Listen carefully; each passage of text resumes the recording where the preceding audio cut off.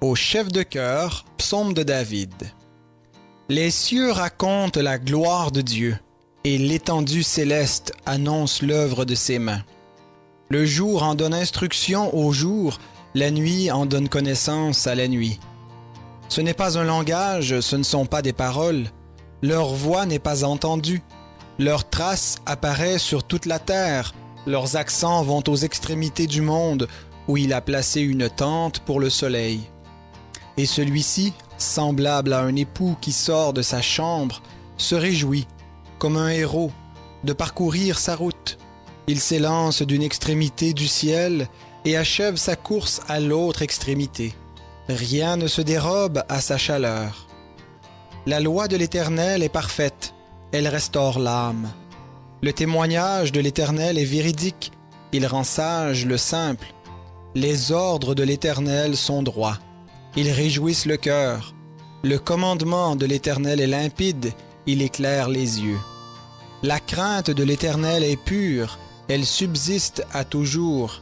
Les ordonnances de l'Éternel sont vraies, elles sont toutes justes. Plus précieuses que l'or, même que beaucoup d'or fin. Plus douces que le miel, même que le miel qui coule des rayons. Ton serviteur aussi en est averti. Pour qui les observe, l'avantage est grand. Qui connaît ses fautes involontaires? Pardonne-moi ce qui m'est caché. Préserve aussi ton serviteur des présomptueux, qu'il ne domine pas sur moi. Alors je serai intègre, innocent de péché grave. Reçois favorablement les paroles de ma bouche et la méditation de mon cœur en ta présence, ô Éternel, mon rocher et mon Rédempteur. Eh bien, bonjour et bon début d'année à tous. J'étais en train de réfléchir à ce que je voulais vous partager en cette fin de saison des fêtes, qui n'a pas fini tellement bien, humainement parlant, puisque le gouvernement nous a interdit de nous réunir, mais aussi en ce début d'année. Et je réfléchissais avec toutes les questions qu'on vit dans la société aujourd'hui, et nous avons parlé il n'y a pas tellement longtemps de l'absence de Dieu, et puis nous avons parlé de la venue de Jésus, et je réfléchissais à ces choses-là, et j'ai voulu vous partager un message qui est basé sur le psaume 19, qui s'intitule « Dieu a parlé ». Parce que je pense que justement une solution des plus importantes pour le genre de crise que nous vivons, autant la crise de la COVID que la crise morale de notre société, c'est de nous rappeler que Dieu ne nous a pas laissés ignorants, mais que Dieu nous a parlé de différentes façons, et ce, il l'a fait depuis longtemps. Et donc c'est un message que je trouvais qui était approprié et pour la période des fêtes, et pour la période difficile que nous vivons en tant que société, mais aussi pour commencer une nouvelle année, puisque je l'espère, cette année sera marquée pour nous en tant qu'Église de nouveau sur le thème de la parole, sur l'approfondissement de la parole de Dieu, sur la connaissance de la parole de Dieu afin qu'elle puisse transformer nos vies.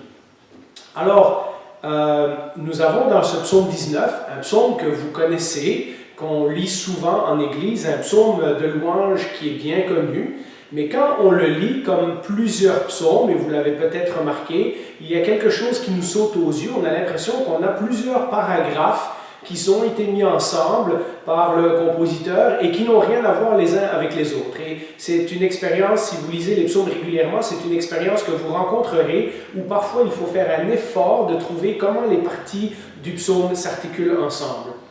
Et je vous donne rapidement le plan du psaume et vous allez comprendre où je vais en venir dans quelques minutes. Quand on regarde par exemple les versets 1 à 7, David nous dit qu'il est en admiration devant la création de Dieu. Mais ensuite, quand on parle des versets 8 à 11, David est en train de parler de la parole de Dieu. Et on se demande quel lien entre la création et la loi de Dieu. Et puis au verset 12 à 15, ben là c'est comme si David fait un peu d'introspection et se regarde lui-même, ou se parle à lui-même et parle à Dieu. Il se met lui-même en face de Dieu, si vous voulez. Alors, on va y revenir dans quelques minutes, mais j'aurais aimé commencer avec une introduction, parce que tantôt je vous ai dit que le thème de ce message était que Dieu a parlé, et ce n'est pas que dans le psaume 19. En fait, toute l'histoire de l'humanité, et si vous lisez la Bible attentivement, vous allez remarquer que c'est vrai, toute l'histoire de l'humanité est caractérisée par le fait que Dieu a parlé. La Bible, sur laquelle nous continuons de construire notre foi en Jésus-Christ, la Bible commence par ces mots dans Genèse chapitre 1, dès le 3e verset, « Et Dieu dit ». Et je vous invite à lire les références que je vais vous donner. Je ne les lirai pas toutes devant vous, mais je vais vous les citer. Donc dans Genèse 1.3, nous avons, et puis dans tout le chapitre 1 de Genèse, un nombre de fois où Dieu parle. Ensuite, nous apprenons, en lisant un petit peu plus loin, que Dieu marchait dans le jardin avec l'homme et la femme et que Dieu parlait et conversait avec le premier homme. Le premier commandement que nous trouvons de Dieu, je l'ai relevé dans Genèse chapitre 2, verset 16. De nouveau, vous pourrez le lire chez vous. C'est le moment où Dieu déclare à l'homme qu'il va devoir s'occuper du jardin. Mais donc, nous voyons que Dieu communique avec l'être humain. Et ainsi, nous pouvons voir dès les toutes premières pages de la Bible que Dieu a eu l'intention d'avoir une relation, une communication avec les êtres qu'il avait créés. Mais rapidement, ce que nous apprenons, c'est que les gens ont perdu cette communication, ont perdu ce contact avec Dieu. Dès le chapitre 4, au verset 6, nous voyons que Caïn, qui est confronté à la colère et au meurtre dans son propre cœur, reçoit un mot de la part de Dieu, où Dieu lui dit de ne pas laisser sa colère dominer sur lui. Et pourtant, Caïn choisit de désobéir, de ne pas écouter la voix de Dieu. Nous savons que lors de la tentation, Ève a préféré écouter les paroles de Satan que d'écouter les paroles de Dieu. Et donc, il y a dès le tout début de l'histoire de la Bible quelque chose qui se casse dans la relation entre les êtres humains et Dieu, et c'est la communication entre Dieu et les hommes, la parole de Dieu qui en est affectée directement. Les gens savaient des choses sur Dieu, et rapidement, nous sommes à peine rendus au chapitre 4 que Caïn commet un meurtre. Donc, il est tout à fait à l'opposé de ce que Dieu veut pour l'humanité. Et dès le chapitre 6, nous lisons que le mal s'est répandu partout sur la terre et que le cœur des hommes était constamment poussé vers le mal. Et donc, nous voyons dès le début de la Bible qu'il y a une conséquence dramatique à perdre le contact, à perdre la communication, à perdre la parole de Dieu lui-même. Lorsque nous choisissons de désobéir à la parole de Dieu, nous nous coupons également de tout ce que Dieu représente de bon, et les conséquences négatives s'ensuivent automatiquement.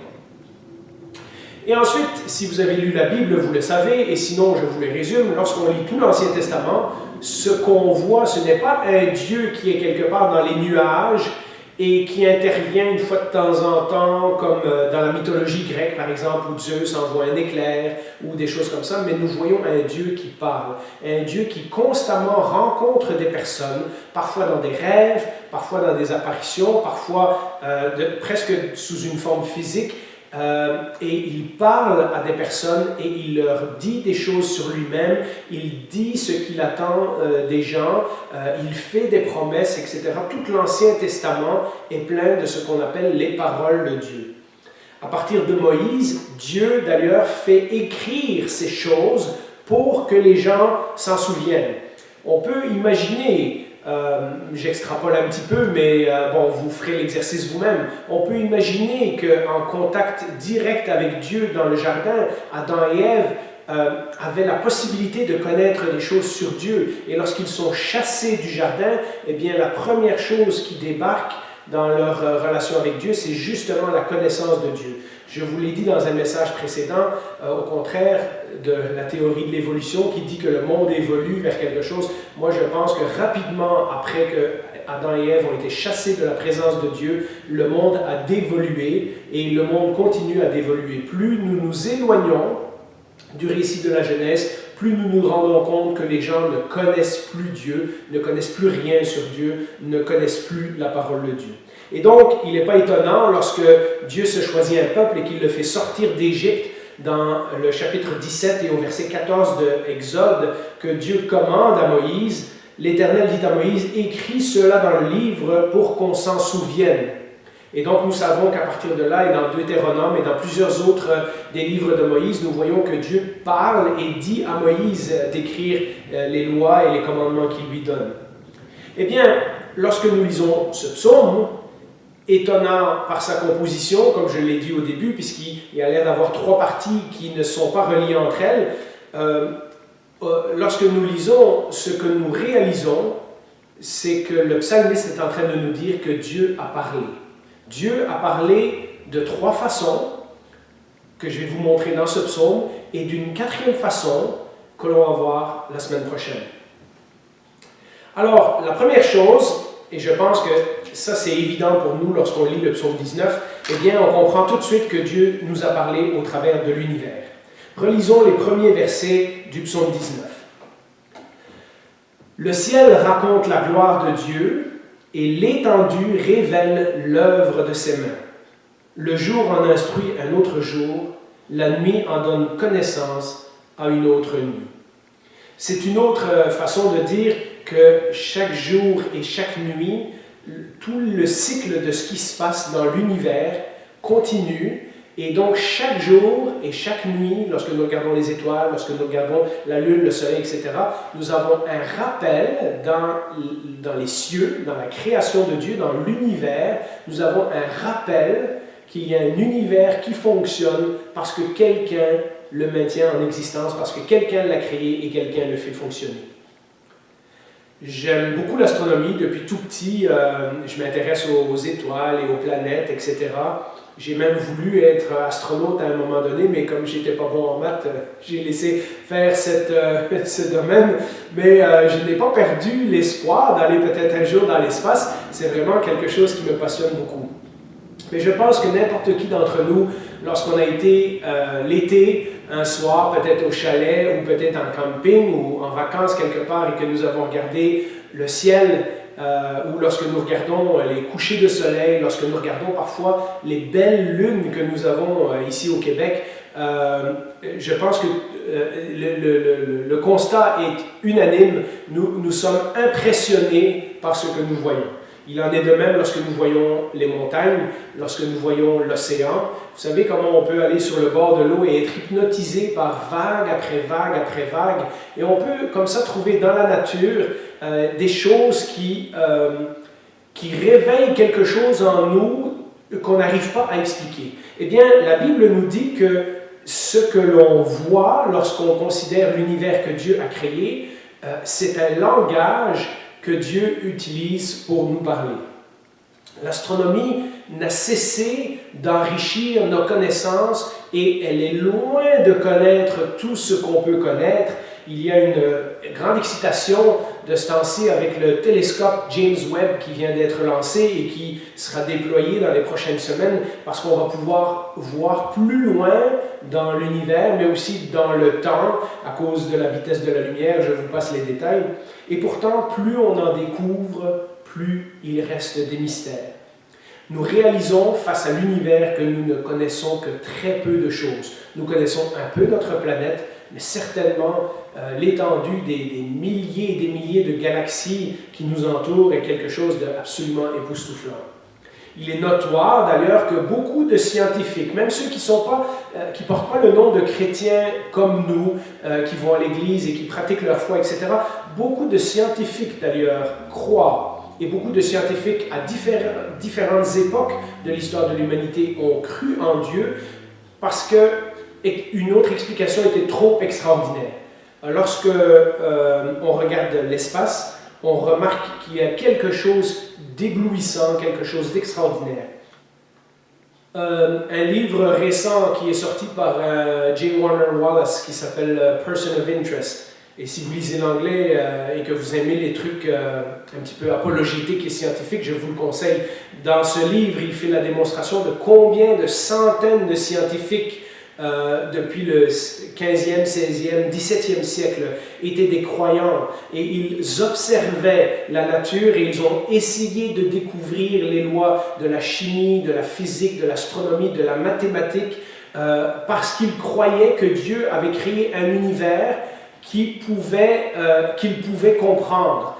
Ils cherchaient des explications, ils se sont dit, si Dieu est un Dieu ordonné, dans ce cas-là, il a fait des lois qu'on va être capable de découvrir.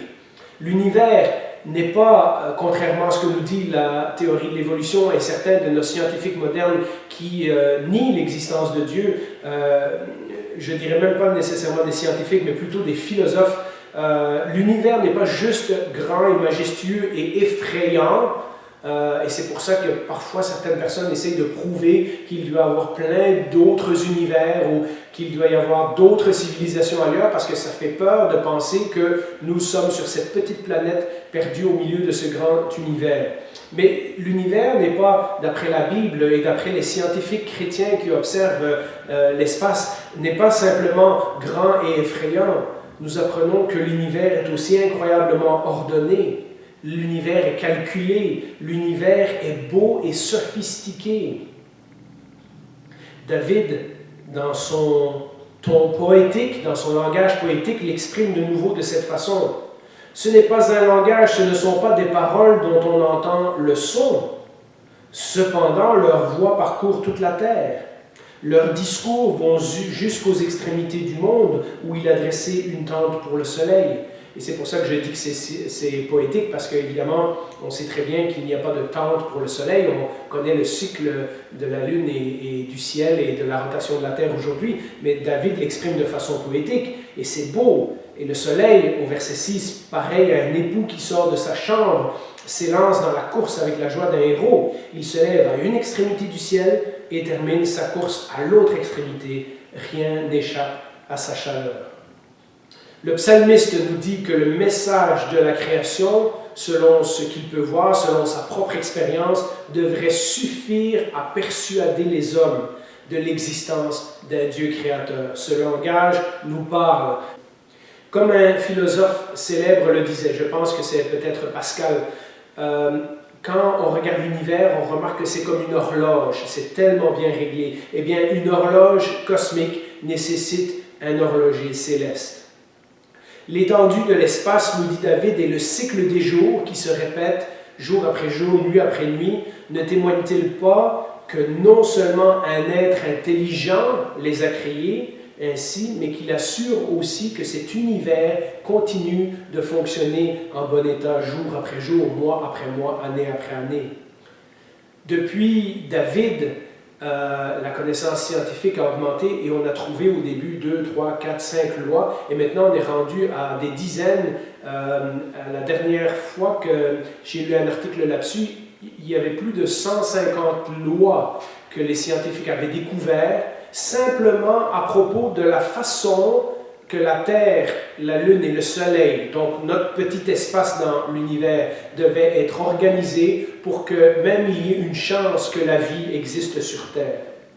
Et donc, le psalmiste nous dit que lorsqu'on regarde le ciel, lorsqu'on étudie, lorsqu'on regarde les sciences, etc., on peut extrapoler aujourd'hui, selon le psalmiste, tout cela devrait suffire à nous dire qu'il y a quelqu'un d'extraordinaire qui a créé ces choses.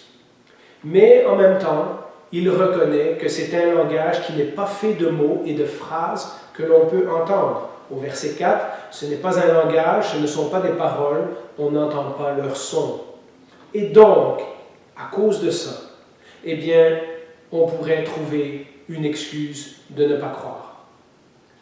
On pourrait prendre l'excuse de dire « oui, je vois ça, mais je ne comprends pas ce que ça veut dire » et donc se trouver une excuse de ne pas croire. Pourtant, l'apôtre Paul, dans le Nouveau Testament, démontre ce point très bien dans la lettre aux Romains, au chapitre 1, versets 19 à 22.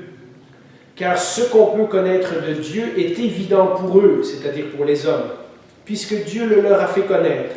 Et comment il leur a fait connaître ?» Et c'est là que l'apôtre Paul rejoint le psaume 19. « En effet, les perfections invisibles de Dieu, sa puissance éternelle et sa divinité, se voient depuis la création du monde. Elles se comprennent par ce qu'il a fait. » En d'autres mots, lorsqu'on regarde ce que Dieu a créé, on devrait au moins être conscient de ses perfections, sa puissance éternelle et sa divinité. Ils sont donc inexcusables puisque tout en connaissant Dieu, Ils ne lui ont pas donné la gloire qu'il méritait en tant que Dieu et ne lui ont pas montré de reconnaissance. Au contraire, ils se sont égarés dans leur raisonnement et leur cœur sans intelligence a été plongé dans les ténèbres. Ils se vantent d'être sages, mais ils sont devenus fous. J'imagine comment un scientifique athée moderne se sent lorsqu'il lit ce passage de l'apôtre Paul. L'apôtre Paul nous décrit ce qui arrive aux hommes et cela, ça a commencé, comme je l'ai dit tantôt, depuis déjà le livre de la Genèse, puisque Adam et Ève connaissaient Dieu personnellement face à face. Eh bien, l'apôtre Paul nous décrit ce qui arrive à l'humanité lorsque l'humanité choisit de ne pas écouter ce langage. Et voilà le nœud du problème. Si Dieu a choisi de parler, de communiquer avec les hommes, de vouloir avoir une relation avec eux, ceux-ci peuvent adopter une attitude différente et décider d'ignorer la parole de Dieu. Pour ceux qui sont parents, vous savez qu'il y a probablement peu de choses aussi frustrantes qu'un enfant que vous savez très bien qu'il vous a entendu, mais il décide quand même de faire semblant qu'il n'a rien entendu ou de faire totalement le contraire de ce que vous lui avez demandé. Eh bien, la Bible nous dit que pour Dieu et nous, c'est un peu le même genre de relation. Dieu nous a parlé clairement et nous avons choisi délibérément de ne plus l'entendre nous parler. Si on enlève Dieu de l'équation, eh bien alors il nous reste dans les explications scientifiques modernes que la théorie de l'évolution. Mais si l'univers s'est créé par lui-même, si l'univers a évolué de lui-même, alors c'est la théorie de l'évolution qui est Dieu. C'est la théorie de l'évolution qui mérite d'être adorée en quelque sorte. Mais la théorie de l'évolution ne fait remplacer que le Dieu créateur par une autre sorte de Dieu. Mais cette fois-ci, un Dieu beaucoup plus capricieux et un Dieu beaucoup plus imprévisible. C'est le Dieu de la loi du plus fort, puisque en effet, dans un monde violent, où toutes sortes de choses arrivent mal, eh bien, la théorie de l'évolution nous dit que c'est les plus forts qui s'adaptent et qui survivent. C'est aussi le Dieu du désespoir et du fatalisme, parce que comme certains ont déjà dit, si c'est l'évolution qui est Dieu, alors l'humanité est condamnée à disparaître. Nous ne sommes qu'une parmi les espèces d'animaux qui va vivre pendant quelques milliers d'années et qui va se faire remplacer par une autre. C'est aussi la théorie, c'est aussi le Dieu où il n'y a aucun objectif, aucun but, aucune raison à notre existence. Et donc c'est un Dieu très déprimant lorsqu'on croit que l'univers s'est fait tout seul. Mais voilà à quelle conclusion nous mènent nos observations de ce même monde que David regardait, mais pour les gens qui rejettent Dieu hors du portrait. Voilà la conclusion à laquelle ils arrivent.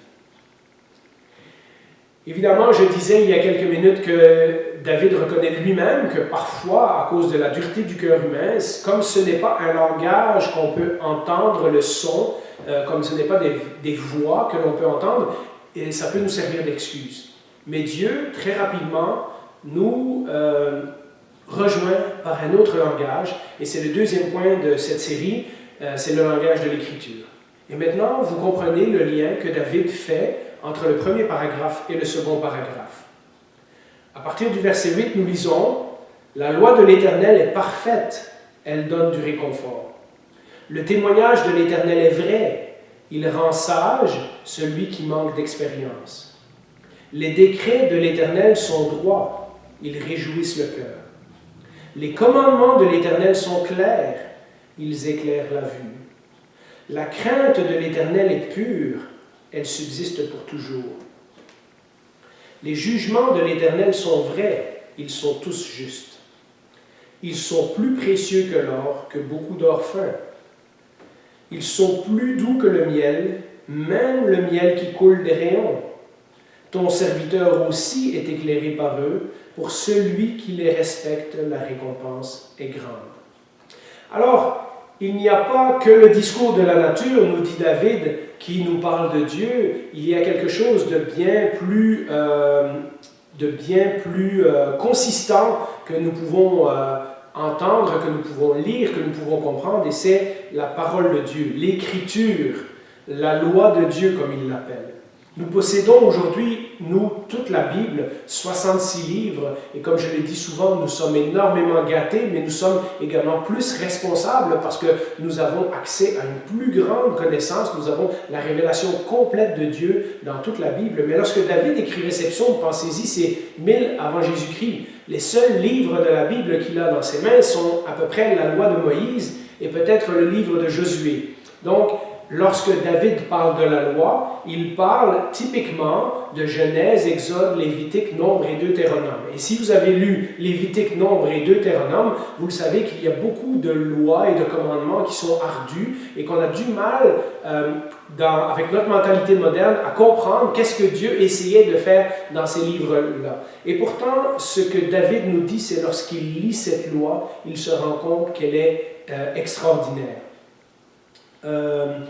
Le psalmiste la décrit dans des termes très élogieux. Il la décrit de toutes sortes de façons.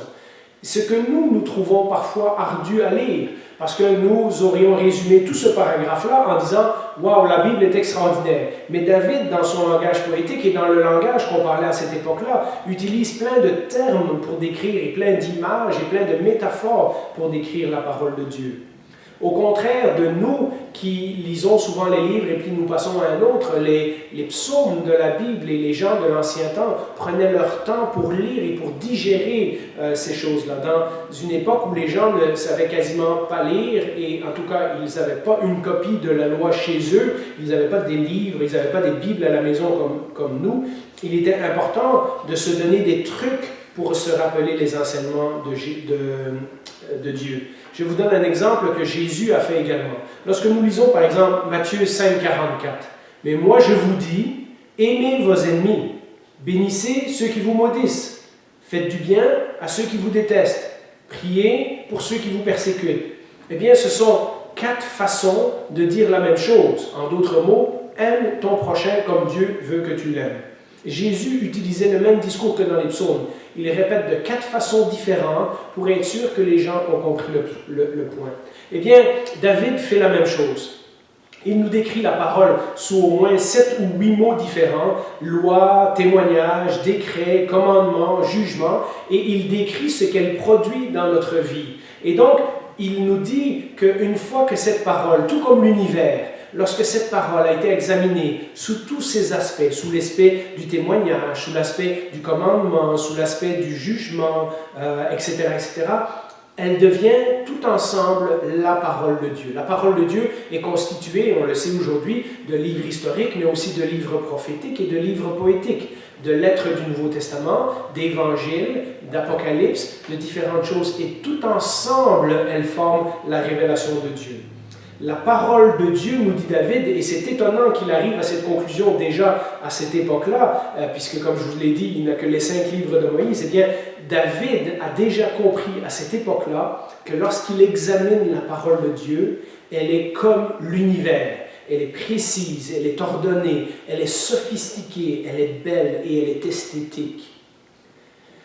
Vous savez, aujourd'hui, il y a un tas de gens dans notre société, peut-être même ça a été notre cas à une période de notre vie, qui approchent la Bible comme un livre humain, comme un roman ou comme un livre mythologique où ils prétendent que le style a été copié sur d'autres styles ou sur d'autres écrits de cette époque-là, que ceux qui l'ont rédigé n'étaient pas vraiment les vrais auteurs parce que parfois on donne le titre d'un livre mais on sait bien qu'il n'a pas pu écrire le livre jusqu'au bout, que ce livre parle de croyances religieuses d'une autre époque, mais qui ne nous concerne pas, qui ne rejoint pas la réalité humaine, qu'il n'y a aucune preuve scientifique de ce que la Bible avance, qu'elle est pleine de contradictions. Vous avez entendu ces choses-là. Dans les cours qu'on a fait sur l'introduction au livre de la Bible et dans plusieurs autres enseignements et conférences qu'on a eues, etc., nous avons vu qu'il y a suffisamment de matériel qui a été écrit pour répondre à ces exigences. Et d'ailleurs, comme je priais tantôt que le thème de cette année soit sous le thème de la parole de Dieu, eh bien, je prépare pour plus tard dans cette année, lorsque nous aurons fini le livre de Ruth, une série de thèmes sur la parole de Dieu plus spécifiquement, pour nous aider à la comprendre, pour nous aider à voir tous ces aspects, pour nous aider aussi à savoir comment la lire et pourquoi la lire, etc. Et donc, lorsque nous écoutons, lorsqu'on va sur YouTube et qu'on écoute toutes les vidéos qui sont faites par des gens qui se prétendent athées et qui ont un plaisir à vouloir contredire la religion chrétienne. Je ne sais pas pourquoi particulièrement, enfin oui, je sais pourquoi, c'est parce qu'elle est la parole de Dieu, mais pourquoi le christianisme obtient tellement de commentaires négatifs par rapport aux autres religions. Il y a vraiment des gens qui sont spécialisés à vouloir démonter et démontrer que la Bible n'est pas vraie. Et parfois, il s'agit d'ignorance, parfois, il s'agit de questions légitimes, et parfois, on verra que les gens ont vraiment des vraies questions qu'il faut répondre. Ils ont certaines questions sur « Oui, mais pourquoi vous croyez à la Bible, etc. etc. » Mais un bon nombre de fois, c'est une excuse parce qu'on ne veut pas écouter ce que la Bible est en train de nous dire. Tom Holland est un historien britannique et je l'ai déjà cité dans un message précédent. Il a écrit un livre qui a été traduit en français et qui s'appelle « Les chrétiens, comment ils ont changé le monde ». C'est un historien qui n'est pas chrétien et qui n'a rien à gagner de défendre la religion chrétienne. Pourtant, lorsqu'il étudiait l'histoire du monde occidental dans les 20 derniers siècles, il s'est rendu compte que et il démontre dans son livre de façon magistrale comment le monde occidental est passé d'une mentalité gréco-romaine où les dieux étaient capricieux, où l'univers était incontrôlable, etc., à une mentalité judéo-chrétienne que l'on connaît aujourd'hui et qui influence encore énormément de choses dans notre société. L'influence de la Bible, lui, J. Warner Wallace que j'ai cité tantôt, mais un nombre de livres ont été écrits là-dessus et c'est vraiment des livres encourageants à lire parce que nous pouvons voir que le christianisme a eu un impact majeur sur le monde depuis la venue de Jésus-Christ. Le livre démontre comment l'impact de la Bible a été phénoménal sur l'art, sur la science, sur l'éducation, sur la médecine, sur la technologie, mais aussi sur les droits humains, sur la liberté, sur les soins des plus vulnérables, sur la valeur de la vie humaine, la protection des femmes et des enfants, la moralité et l'éthique. Et puis, lorsqu'on analyse ce qui arrive depuis quelques années dans notre société, vous savez, on en a déjà parlé, nous voyons que notre société moderne se détourne à grande vitesse de ses fondations. Et comme Jésus l'a prévenu, dans Matthieu chapitre 7, versets 26 et 27, « Toute personne qui entend ces paroles que je dis et ne les met pas en pratique, c'est-à-dire celui qui entend ce que la Bible dit, celui qui entend le message de Dieu, celui qui entend ce que Dieu dit dans l'univers et dans les Saintes Écritures et qui refuse d'y obéir et qui refuse d'y soumettre sa vie. Donc quelqu'un ne les met pas en pratique ressemblera à un fou qui a construit sa maison sur le sable. La pluie est tombée, les torrents sont venus, les vents ont soufflé et se sont abattus sur cette maison. Elle s'est écroulée et sa ruine a été grande. » Eh bien, mes amis, il y a fort à parier que si notre société continue dans la direction qu'elle est en train d'aller, notre société va s'écrouler et notre ruine sera grande. C'est tout un sujet de prière. Quelle est la solution alors? Et je vais garder les deux prochains points pour la prochaine fois. Eh bien, David nous le dit, mais ça c'est pour vous mettre en appétit pour le prochain message. Quand on écoute cette parole, quand on décide de s'y soumettre, quand on décide d'accepter que Dieu est en train de vouloir communiquer quelque chose avec nous, eh bien, cette parole nous transforme, nous dit David. Et cela nous amènera au point de la prochaine fois. Alors, je vous invite à prier.